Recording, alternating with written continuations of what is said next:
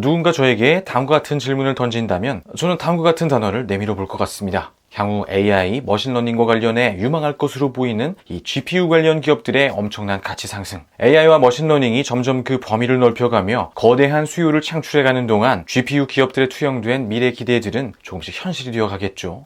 거대한 변화의 흐름을 이해하기 위한 첫 번째 단계는 기술적인 관점에서 AI, 머신러닝의 의미를 이해하는 것입니다. 사실 그 근저에는 훨씬 더 복잡하고 어려운 이야기들이 있지만 오늘 이야기와 관련해서는 이 문장만으로도 충분할 것 같은데요. 업계는 이 엄청난 연산의 수적 증대를 CPU 중심의 기성 시스템 구조로 대응하기 점점 어려워질 것이라는 판단을 하게 됩니다. 그리고 여기서 등장하는 개념이 AI 연산 가속기죠. 단순 반복 연산에 최적화된 프로세서가 추가되어 병목 현상을 상쇄시키고 AI 연산의 대응성을 높이는 방법. 이때 GPU가 바로 이 연산 가속기로서의 가능성을 증명해내게 되면서 GPU 기업들이 엄청난 리밸류에이션을 받게 되는 바로 오늘날의 이야기까지 이어지게 되는 것이죠. 사실 오랜 기간 IT 시장을 지켜보신 분들께는 너무도 당연한 흐름이기는 합니다. 이 GPU는 그 태생부터 단순 반복 연산을 위해 태어났기 때문인데요. 문자 기반이었던 이 컴퓨터 UI가 이미지 기반으로 바뀌고 게임이 발전하며 단순 반복 연산으로 이루어지는 이 그래픽 작업들이 CPU의 부하를 가중시키며 그래픽 가속기들이 등장하고 오늘날의 게임용 그래픽 카드 시장이 탄생했죠. 코어당 연산 능력을 줄이는 대신 이 코어를 엄청난 개수로 집적시켜 만들어지는 거대한 병렬성을 통해 단순 반복 계산을 빠르게 처리해내는 구조. 그렇게 그들만의 영역에서 발전을 이어오던 GPU가 AI, 머신러닝의 시대 개막과 함께 거대한 수요처를 만나게 된 것입니다. 리밸류에이션의 배경, 그리고 앞으로 이어질 이야기들의 관전 포인트가 대략적으로 그려지시나요? 그러면 그 시간, 과연 로직 반도체 시장의 최강자였던 인텔은 무엇을 하고 있었냐 하는 의문이 듭니다. AI의 시대가 올 것이라는 것은 10년 전에도 업계의 모든 사람들이 알고 있었던 이야기였죠. 우리가 몇 년 안에 메타버스의 시대가 올 것이다 예견하고 믿고 있는 것처럼 말입니다. 문제는 어떻게라는 부분에 있는데요. 지금은 GPU라는 단어가 확실히 더 유망하다는 결론을 내릴 수 있지만 10년 전만 해도 여러 가지 선택지들 간에 어느 하나의 방향성을 선택하기는 매우 어려웠죠. 재미있는 것은 인텔이 10여 년 전 가장 먼저 택했던 선택지 역시 GPU였다는 것입니다. 스타크래프트가 출시되고 PC방 문화가 막 생겨날 즈음인 1998년 인텔의 외장형 그래픽카드를 기억하시는 분들 계실지 모르겠는데요. 우선 이 i740에 대한 이야기는 달 탐사 프로젝트인 아폴로 계약에서부터 시작되는데 소련과 미국의 체제전쟁은 전후 우주기술 패권 전쟁으로 옮겨갔죠. 우주라는 미지의 공간에 대한 도전임과 동시에 우리가 더 강력한 미사일, 더 강력한 로켓을 만들 수 있다. 따라서 우리가 더 앞선 기술을 가지고 있다는 것을 증명하기 위한 체제전쟁. 핵심은 양국이 이 우주전쟁에 모든 역량을 아낌없이 쏟아부었다는 것입니다. 1961년 아폴로 계획이 케네디에 의해 선포되고 이때 이 거대한 계획을 성공시키기 위해 만들어진 수많은 기술 중 GPU 역량이 GE에서 로키드 마틴으로 이후 인텔로 이어져 i740의 출시까지 이어지게 된 것인데요. 하지만 모두가 아시는 것처럼 결론적으로 i740은 성공을 거두지 못했고 인텔은 외장형 그래픽카드 시장에서 철수하게 됩니다. 여기서 두 번째 의문이 드는 분들 계실 거라고 생각하는데요. 당시는 PC 패러다임기, 인텔은 반도체 업계에서 지금보다 더 압도적인 위치의 기업이었죠. 공정이나 설계 능력에 대한 부분을 구태여 설명하지 않더라도 당시 인텔의 시가총액 순위표만으로도 대략적인 설명이 가능할 것 같은데 i740은 첫 세대 제품이었기 때문에 그렇다 치더라도 개인적으로는 그 이후에라도 인텔이 마음먹고 드라이브를 걸면 몇 년 안에 시장을 점령하는 것은 불가능한 일은 아니었다고 생각합니다. 그럼 인텔이 철수한 데에는 어떤 이유가 있었을까요? 지금이야 암호화폐 강풍, 그 이후 연달아 이어진 코로나 효과로 이 GPU 시장의 미래에 대해 낙관할 수 있지만 불과 4년 전까지만 하더라도 이 게임용 외장 그래픽 카드 시장은 정말 너무도 규모가 작은 시장이었습니다. 인텔이 기존 파트너들과의 관계를 무시하고 전력을 다해 탐내야 할 만큼 대단한 시장이 아니었다는 것이죠. 이 그래프의 X축 첫 번째 막대 그래프가 가리키는 2001년 i740이 나온 이후 3년 뒤에도 외장 그래픽 카드 최유력 진영의 매출은 700억 달러 수준.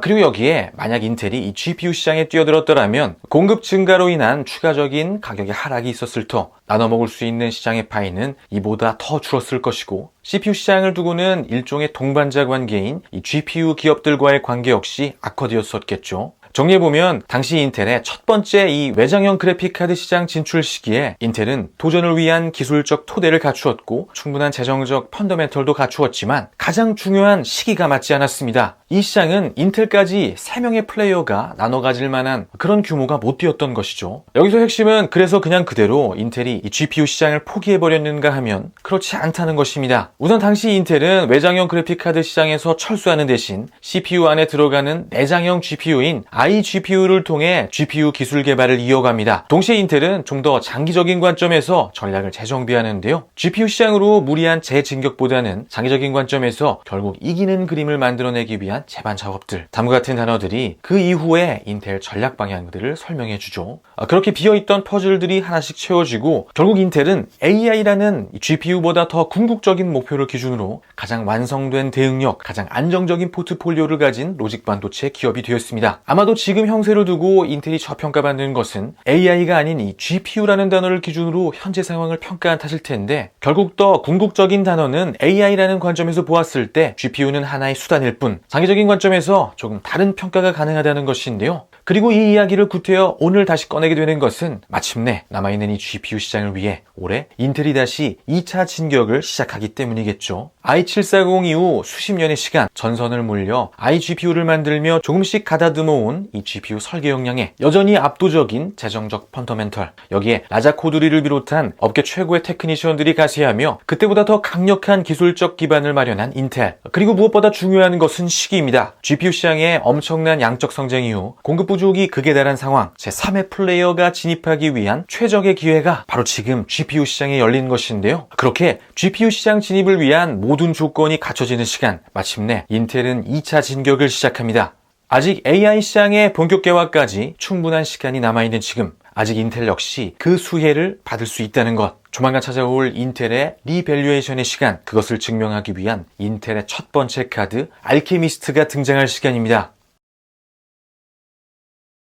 이제 베일을 벗게 될 인텔의 4신기 중 이 알케미스트는 오늘 이야기 나눈 게임용 외장형 그래픽카드 시장을 공략하게 될 이름이죠. i740 이후 무려 22년 만에 등장한 인텔의 비밀병기, 전체 GPU 전략상에서는 다음과 같은 위치를 차지하는데요. 현재 3개 정도의 라인업을 기준으로 제품 출시가 예상이 되고 있는데, 업계가 예상하고 있는 제품 라인업이 다음과 같습니다. 우선 TSMC 6나노 공정과 무려 16GB의 메모리가 눈에 띄죠. 그리고 가장 궁금한 부분은 이 최상단 라인업의 성능 수준입니다. 우선 전체 그림을 그리기 위해 경쟁자들의 현재 상황을 정리해 볼까요? 기본적으로 이렇게 그래픽카드 기업들의 제품 전략은 이 GPU 칩을 기반으로 짜여집니다. 예를 들어 엔비디아의 암페어 아키텍처 세대에서는 GA102, GA104, GA106 3개의 칩을 기반으로 제품 라인업이 만들어지고, AMD 역시 마찬가지죠. 현재 유출된 내용들을 통해 추정해보면 알케미스트의 최상위 라인업은 이 중간지대를 공략하게 될 것으로 보이는데요. RTX 3070과 RX 6700 XT 사이, 다시 말해 기성기업들의 제품 전략 스펙트럼에 비해 인텔의 최상단 라인업은 반 단계 아래 정도에서부터 시작하는 것이죠. 혹자는 이를 두고 인텔의 GPU 제조 실력이 아직은 부족해 더 좋은 그래픽카드를 못 만드는 것 아니냐, 이런 주장을 펴기도 하는데, XE-LP에서 XE-HPC로 이어지는 전체 비전의 이 중간 부분에 위치하는 이 HPG 라인업을 두고서 얼마든지 인텔은 이 성능 타겟을 상향할 수 있는 상황입니다. 하지만 단 1%의 프레임 하락, 작은 버그들을 가지고도 승패가 갈릴 수 있는 이 예민하고 또 비즈니스적 관점에서는 생각보다 그리 거대하지 않은 시장에서 성능 경쟁을 벌이는 것보다 인텔에게 더 중요한 목표가 있죠. 그런 관점에서 인텔이 첫 번째 전장을 꾸려야 할 부분이 어딘지는 분명합니다.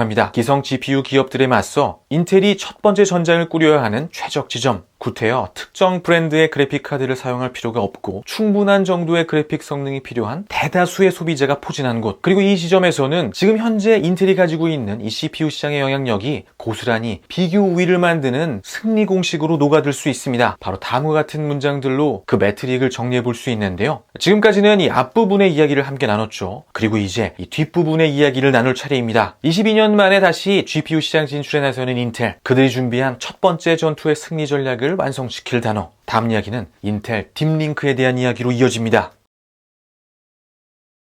CPU 시장의 영향력을 GPU 시장 전투로 끌어올 수 있는 방법, 바로 여기가 인텔 GPU 전략의 성공 가능성을 배가시킬 수 있는 지점이죠. 그리고 그 해답이 담긴 단어가 바로 딥링크입니다. 딥링크는 인텔 CPU와 인텔 GPU 간의 시너지를 극대화시켜주는 기술이죠. 딥링크 기술을 활용하게 되면 두 개의 GPU를 모두 활용해 연산의 처리가 가능하죠. 마치 게임 속 세트 아이템처럼 인텔의 CPU와 인텔의 GPU 조합을 맞추면 다른 회사의 제품을 조합했을 때와 비교해 추가적인 압도적인 컴퓨팅 파워를 얻게 되는 개념. 혹시 여기서 AMD나 엔비디아에 이미 이전부터 있었던 기술이다, 이렇게 생각하시는 분들 계실 거라고 생각합니다. AMD의 스마트 시프트나 엔비디아의 옵티머스와 같은 기술들 말이죠. 하지만 확실한 구분이 필요합니다. 이 두 기술은 필요에 따라 CPU 안에 iGPU와 외장 GPU를 선택하는 기술이라면, 딥링크는 이 두 개의 GPU를 모두 활용할 수 있는 기술로 인텔 CPU를 구매한다면 그래픽 카드도 가급적 인텔의 제품을 구매하게 만드는 확실한 당위성을 제공하죠. 그리고 이 기술이 바로 컨슈머 CPU 시장의 파라를 점유하고 있는 인텔의 기술이라는 점이 모든 이야기에 방점을 찍는 부분입니다. 인텔의 GPU 시장 전략, 이 승리 공식은 이후에 폰테베키오로 시작될 AI 엑셀러레이터 시장 전투에서 다시 한번 그 진가를 발휘하게 되겠죠. 물론 아직 제품 출시 전 알케미스트의 성능이 얼마 정도인지, 버그 없이 얼마나 게임을 잘 돌릴 수 있는지, 마지막으로 또 인텔표 슈퍼 샘플링 기술인 XE 슈퍼 샘플링이나 인텔표 레이 트레이싱에 대한 이야기들까지 앞으로 사실 인텔이 증명해야 할 것들이 많이 남아있죠. 이런 상황에 최상단부로 바로 드라이브를 걸지 않고 이미 점령하고 있는 지점부터 차근차근 북진하는 전략을 그린 인텔의 선택, 전략의 관점에서 성공 가능성에 대해 훨씬 더 높은 평가가 가능한데요.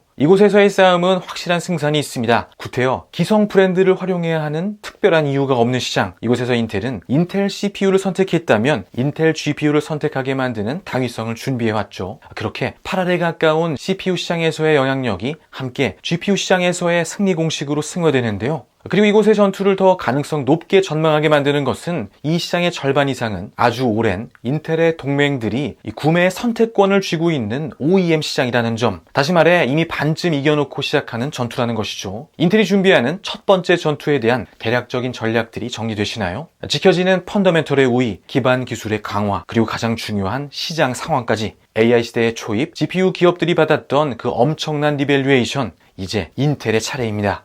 달랐을 뿐 틀리지 않았다는 것, 올 상반기 로직 반도체 시장의 가장 거대한 변수, 무려 22년 만에 게임용 외장 그래픽카드 시장에 도전하는 인텔이 만들어갈 이야기들, 그 시작을 알릴 알케미스트의 등장을 기다려봅니다.